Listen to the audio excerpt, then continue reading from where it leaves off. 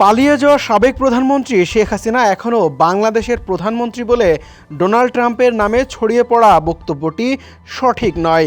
যুক্তরাষ্ট্রের নবনির্বাচিত president Trump Sheikh হাসিনাকে নিয়ে এ ধরনের কোনো মন্তব্য করেনি বলে গতকাল বুধবার বার্তা সংস্থা এএফপির এক প্রতিবেদনে এ তথ্য উঠে এসেছে। এএফপির প্রতিবেদনে উল্লেখ করা হয়েছে, সামাজিক যোগাযোগ মাধ্যমে ছড়িয়ে পড়া সম্প্রতি একটি সাক্ষাৎকারে যুক্তরাষ্ট্রের নবনির্বাচিত প্রেসিডেন্ট ডোনাল্ড ট্রাম্প বলেন শেখ হাসিনা এখনও বাংলাদেশের প্রধানমন্ত্রী, কিন্তু এই সাক্ষাৎকারে এমন কথা বলেননি তিনি। এএফপির প্রতিবেদনে বলা হয়, সামাজিক মাধ্যমে একাধিক পোস্টে দাবি করা হয়েছে ট্রাম্প এক পডকাস্ট সাক্ষাৎকারে বলেন যেহেতু শেখ হাসিনা পদত্যাগ করেননি তাই তিনি এখনও বাংলাদেশের প্রধানমন্ত্রী।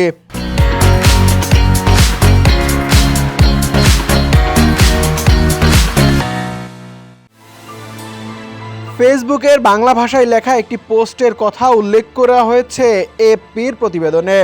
পোস্টে লেখা হয়েছে, পিডিবিকে দেওয়া সাক্ষাৎকারে ডোনাল্ড ট্রাম্প বলেছেন শেখ হাসিনা এখনও বাংলাদেশের প্রধানমন্ত্রী বলে মনে করেন তিনি।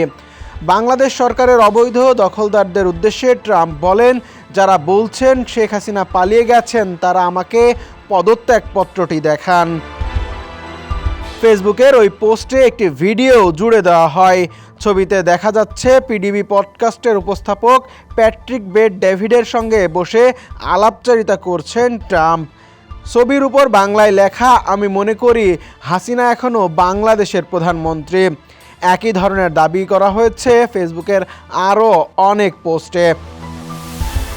গত 27 অক্টোবর ট্রাম্পের দেওয়া ওই সাক্ষাৎকার পিডিবি পডকাস্ট নামের একটি ভেরিফাইড ইউটিউব চ্যানেলে প্রকাশ করা হয়। ভিডিওটির শিরোনাম ছিল Donald Trump gets emotional speaks on tariffs Obama and Iran. 1 ঘন্টা 26 মিনিটের ওই ভিডিওতে শেখ হাসিনা বা বাংলাদেশ নিয়ে একটি কথাও উল্লেখ করেননি ট্রাম্প। যদিও পতিত আওয়ামী লীগ সরকারের নেতাকর্মীরা গুজব আকারে এই বক্তব্যটিকে সামাজিক মাধ্যমে ছড়িয়ে দিয়েছে। সাইমন মুবিন পল্লব, ডেস্ক রিপোর্ট, সমকাল।